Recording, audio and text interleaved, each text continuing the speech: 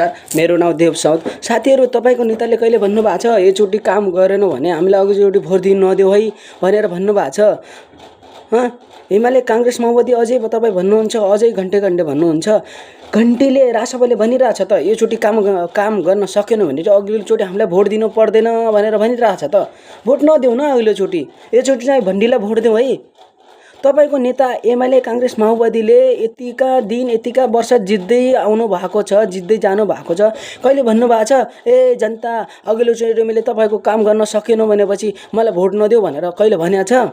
तपाईँलाई त झुटा आश्वासन दिएको छ, ए यस्तो गर्छौँ उस्तो गर्छौँ भनेर भनिदिने, अनि भोट नदेऊ चाहिँ भनेको छ।